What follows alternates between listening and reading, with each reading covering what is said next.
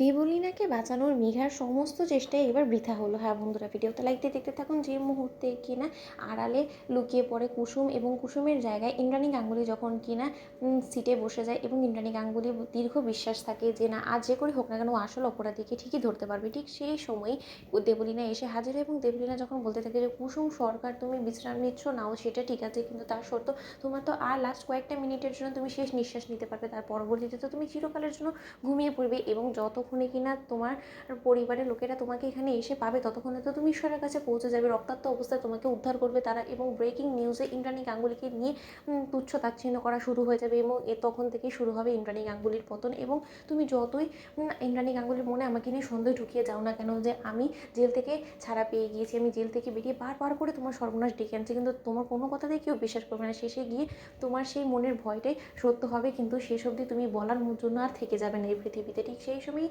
যখন কুসুমকে মেরে ফেলার জন্য কুসুমের উপরে হামলা করে দেবলীনা ছুরি দিয়ে, ঠিক সেই সময়ই দেবলীনা হাত চেপে ধরে ইন্দ্রাণী গাঙ্গুলি এবং পেছন দিক থেকে দেবলীনার উপরে যখন কিনা হুমড়ি খেয়ে পড়ে কুসুম এবং কুসুম বলতে থাকে যে কি দেবলীনা ম্যাডাম এত সহজে আমাকে মেরে চলে যাবেন। অন্যদিকে দেবলীনা যখন বলতে থাকে যে কে, অন্যদিকে ইন্দ্রাণী গাঙ্গুলি যখন কিনা চাদর সরিয়ে নিজের মুখটা দেবলীনাকে দেখায়, ঠিক সেই সময় দেবলীনা চমকে ওঠে এবং ইন্দ্রাণী গাঙ্গুলি বলতে থাকে যে কি ভেবেছিলে দেবলীনা চ্যাটার্জি এত সহজে তুমি কুসুমকে এখানে মেরে চলে যাবে, অথচ কেউ টেরও পাবে না এবং তার পরবর্তীতে তুমি আবারও আত্মগোপনে চলে যাবে এবং আমরা সমস্ত লোকেরা ভাববো যে না দেবলীনা তো জেলে আছে, দেবলীনা কী করে এসে কুসুমকে হামলা করতে পারে, কুসুমকে মেরে ফেলতে পারে, তাই না?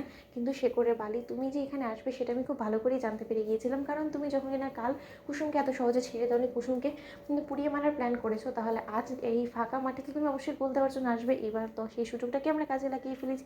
এবার যে তোমার উল্টো গণনা শুরু হয়ে গেল দেবলীনা, আমি ভুল ছিলাম যে কুসুমের উপরে প্রথমে আমি বিশ্বাস করিনি, তা না হলে আজকে কুসুমকে এই দিনটা অন্তত দেখতে হতো না। অন্যদিকে কুসুম বলতে থাকে যে ভালোই হয়েছে দেবীমা আজকে এই অপরাধী নিজে থেকে আমাদের কাছে এসে ধরা দিয়েছি, এবার অন্তত তাকে সর্বোচ্চ শাস্তির ব্যবস্থা করা যাবে, তাকে নিজ হাতে আমরা শাস্তি দিতে পারবো। অন্যদিকে ইন্দ্রাণী গাঙ্গুলি বলতে থাকে যে তার আগে যে আরও একটা শুভ কাজ সারা বাকি রয়েছে, আমি প্রেসের লোকেদেরকে কথা দিয়ে এসেছি কুসুম যে করেই হোক না কেন 72 ঘন্টার মধ্যে আমি আসল অপরাধীকে তাদের সামনে এনে হাজির করব এবং সেই কথা তো আমাকে রাখতেই হবে, কারণ ইন্দ্রাণী গাঙ্গুলি তো কোনোদিনও কথার খেলাফ করে না। তাহলে বরঞ্চ দেরি না করে চলো আমরা শুভ কাজটা সেরে ফেলি, তুমিও সঙ্গে আমাদের চলো। ঠিক সেই সময় ইন্দ্রাণী গাঙ্গুলি দেবলীনাকে সঙ্গে করে নিয়ে যখন কিনা বাড়িতে ছুটে যায়, ঠিক সেই সময় ইন্দ্রাণী গাঙ্গুলির অ্যাবসেন্সে মেঘা বলতে থাকে প্রেসের লোকেদের কাছে হাত জোর করে যে আমি আপনাদের কাছে ক্ষমা চাইছি মনির হয়ে। মনি নিজের কথা দিয়ে কথা রাখতে পারবে না, কারণ যেহেতু এতটা সময় গড়িয়ে গিয়েছে মনি কিছু করে উঠতে পারেনি, আপনাদের সামনে কোনো দিতে পারিনি। আমার মনে হয় না যে মনি আর আসবে। ঠিক সেই সময় ইন্দ্রাণী গাঙ্গুলি যখন বলতে থাকে যে না মেঘা, তোমার এই ভুল ধারণাটা আমি ভেঙে দিচ্ছি, আমি অপরাধীকে সঙ্গে করে নিয়ে এসেছি এবং অপরাধীর মুখটা কালি দিয়ে পুঁতে নিয়ে এসেছি, যাতে করে কিনা এই অপরাধীকে এমনিতেই চিহ্নিত করা যায় খবরের কাগজে। তো বন্ধুরা লাইক কমেন্ট শেয়ার করে সাবস্ক্রাইব করতে ভুলো না।